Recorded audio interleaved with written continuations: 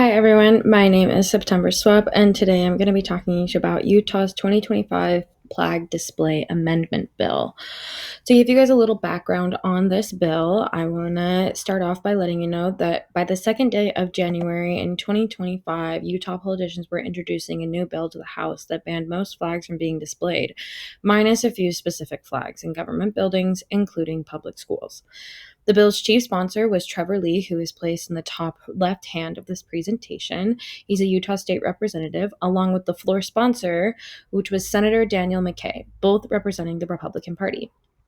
The bill took 3 months to pass through the House and into the Senate, which became a law without Utah's Governor Spencer Cox's signature. The bill was passed on March 27th, 2025, and it was to be enacted by May 7th, 2025.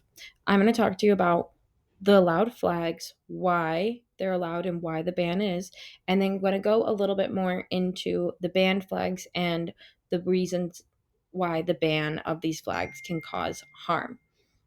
To start off, let's talk about the allowed flags, which are placed on the Utah State Legislature website. The bill does not allow for certain flags to be portrayed, such as such as the United States flags, the Utah state flag, military flags, Olympic flags, Indian flags, and college or university flags. This is so, as Trevor Lee has stated, there can be political neutrality in the workforce. He stated on a article by Campus Reform, there's tons of support for this as the vast majority of Utahns believe in political neutrality for schools and government entities. Bringing political neutrality across the state as it pertains to flying flags. So, what is public neutrality? In a general sense, it refers to the principle that public institutions and officials and employees should not show a bias or preference to any political party, belief, or applicant, and in this case, flags. People hang flags for many reasons. We know this, whether it's for sports, ethnicities, and communities. Placing a flag is a nonverbal way of communicating a person's preference, passion, or interest, which people can take into consideration and decide what comments to make if they want to make comments about this. The bill helps eliminate a stigma that can come around with certain flags that people have placed on those, along with helping to create a more neutral and equal environment for people to coexist in by removing what could potentially bring prejudice or harm. Now, let's look at the banned flags and what this does. So, as stated in the Utah State Legislature for the bill website, the flags, as stated on this slide as well, what is a banned flag? It is a flag that violates and portrays alternating in colors, symbols, and or appearances. And if found hanging in a school or public government office or private government office, it's fine of $500 per day. So, what does this mean?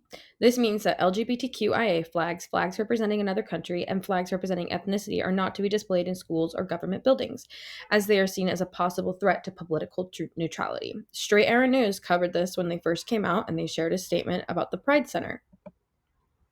This is more than just a policy decision. It is a deliberate attempt to erase LGBTQIA visibility from the public sphere. It's a government overreach at its worst, stripping cities, counties, and schools of their right to support and affirm their diverse communities all over. Limiting a person's ability to truly express and represent who they are is a stepping stone to restricting the American right to freedom of expression, along with putting children and adults into a place of fear that they wouldn't be accepted or welcome simply because they are different or they belong to a different flag or they relate to a different flag. This bill puts more people at risk for discrimination due to the lack of representation for them. Not only does this flag affect the LGBTQIA flag, but it also restricts the Juneteenth flag in schools and government buildings, although our government federally observes this holiday every year. This bill brings more harm to the community than good simply by limiting what people can see. When you limit people's perception of what is around in the world, that can lead to many times of people being scared when something is different or around to the point where they don't know what to do or how to act because they've never been introduced or surrounded by it before. This can cause to depression, anxiety, or even suicidal thoughts. One of the main issues with this bill is that it restricts and rips away representation in our world and community. The Salt Lake City Mayor Erin Mendenhall has stated that she is working on a plan to fix the issue within her city limits.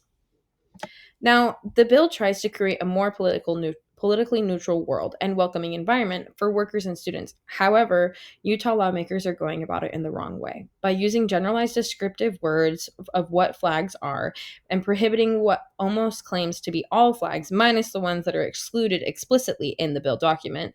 It is limiting a person's ability to live and be themselves, which can cause life threatening and depression or anxiety within them. It creates a world where people don't see inclusivity and they don't see realism as all. If we want to strive for political neutrality, we must strive to see other people who are different in our everyday life. We want to see them as equal, and they need to be equal, and that they are not a threat to us or our well being. Thank you.